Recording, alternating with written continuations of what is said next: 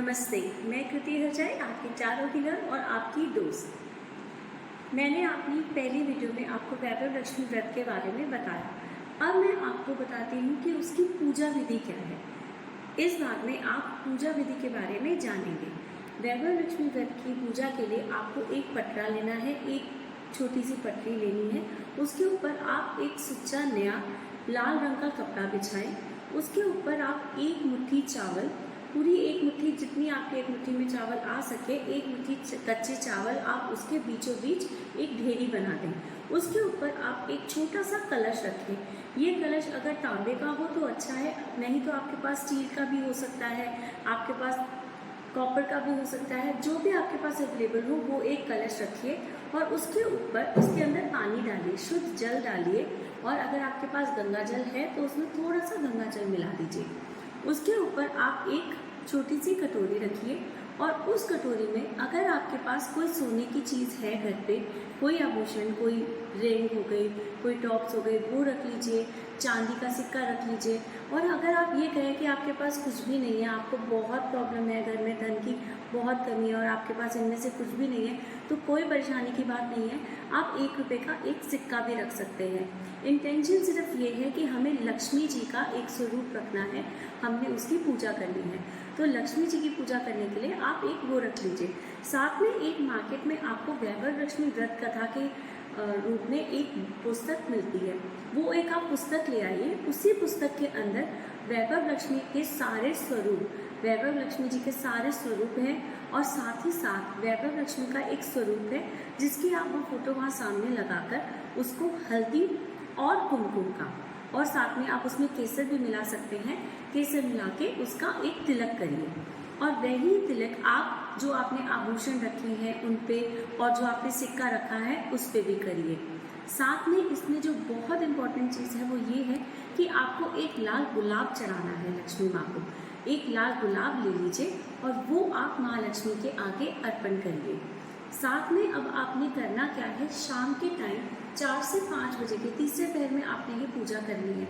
फिर अगर आप ये कहें कि मैं उस टाइम घर नहीं होती, मैं तो ऑफिस होती हूँ, इस तरह से तो मैं कभी वैभव लक्ष्मी व्रत कर ही नहीं पाऊँगी या कर ही नहीं पाऊँगी, तो ऐसा बिल्कुल भी नहीं है। देखिए, ये सब जो बातें हैं ये पौराणिक है। हमारी पहले जब हम लोग घर पे होते थे तो हम उस टाइम ये व्रत कर सकते थे, हम उस टाइम ये पूजा कर सकते थे।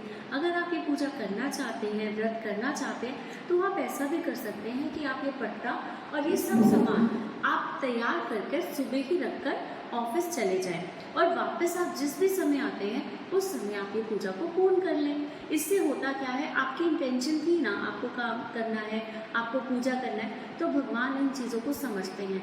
इसीलिए मेरे हिसाब से आपको कोई भी वहम, कोई भी उसमें नहीं पड़ना चाहिए। आपका मन कर रहा है तो आप पूरे मन से, पूरी श्रद्धा से ये व्रत रखिए और ये पूजा आप जिस टाइम घर आ जाएं उस टाइम करिए। अब मैं आपको बताती हूँ कि पूजा करनी क्या है। आपको वैभव लक्ष्मी व्रत जो आपकी कथा की जो बुक है उसमें से पहले तो आपने श्री यंत्र को नमस्कार करना है। श्री यंत्र की फोटो भी उसी बुक में आपको मिल जाएगी, उस पर भी आप हल्दी, कुमकुम और केसर का तिलक करिए। उसके बाद आप सारे स्वरूप, लक्ष्मी जी के सारे स्वरूप की फोटो उसमें दी हुई है, उनको आप नमस्कार करिए, उनको तिलक करिए। उसके बाद उसमें एक कथा दी हुई है, वो कथा पढ़िए। उस कथा को पढ़ने के बाद आप लक्ष्मी जी, गणेश जी की आरती करिए, लक्ष्मी जी की आरती करिए। और उसके बाद आप पहले जो आपने भोग तैयार किया है, जो प्रसाद तैयार किया है, वो माँ को भोग लगाइए। आप इस व्रत को खोलने के लिए कुछ भी खा सकते हैं, सात्विक भोजन जिसमें कि प्याज और लहसुन का प्रयोग नहीं किया गया। जी हाँ, मैं दोबारा रिपीट कर रही हूँ, आप इसमें नमक भी खा सकते हैं, आप इसमें सारी सब्जियां खा सकते हैं जिसमें प्याज और लहसुन का प्रयोग नहीं हुआ। आप पूछेंगे मैं पनीर खा लूँ, घर के लिए अलग बनाऊँ, सबके लिए अलग बनाऊँ, अपने लिए अलग बनाऊँ? नहीं, आप बिना प्याज लहसुन का जो भी खाना सबके लिए बना रहे हैं, चाहे वो आलू गोभी है, मटर पनीर है, चाहे अगर आप कहते हैं मैं पूरी नहीं बना पाई, मेरे पास टाइम नहीं था, तो कोई बात नहीं, आप जो खाना अपने घर वालों के लिए बनाया है उसी का भोग सबसे पहले, लेकिन सर्वप्रथम वो खाना आप लक्ष्मी जी को भोग लगाएंगे और वही थाली आप अपने पास लेके आएंगे और उसी को ग्रहण करेंगे प्रसाद के रूप में। उसके बाद बाकी घर वाले भी वही खाना खा सकते हैं। ये एक नियम को आपने पालन करना है। इसके अलावा ऐसा कोई नियम नहीं है जिसके लिए आपको परेशान होना पड़े, जिसके लिए आपको बाध्य रहना पड़े। इसीलिए मैं कहती हूँ ये मेरा पर्सनल फेवरेट फास्ट है, व्रत है, कि इसमें भगवान ने हमारे को, लक्ष्मी जी ने हमारे को कोई प्रॉब्लम नहीं दी, कोई परेशानी नहीं दी। उल्टा हमारे को इतना मिलता है इस व्रत को करने से कि आप गिनते थक जाएंगे जितनी आपको ब्लेसिंग्स मिलेगी। एक बार मेरे कहने पे ये व्रत करके देखिए, आपको खुद एहसास होगा कि इससे सरल और इससे सच्चा और इससे फलदायी व्रत है ही नहीं। और आप खुद सोचेंगे कि हमने पता नहीं क्यों नहीं ये व्रत रखा, ये तो इतना सिंपल, इतना इजी था। तो इसी प्रकार एक छोटी सी बात है कि कुछ भी मीठा ज़रूर बनाइएगा। अगर आप खीर बना सकते हैं तो बहुत अच्छा, खीर नहीं बनी तो हलवा बना लीजिए।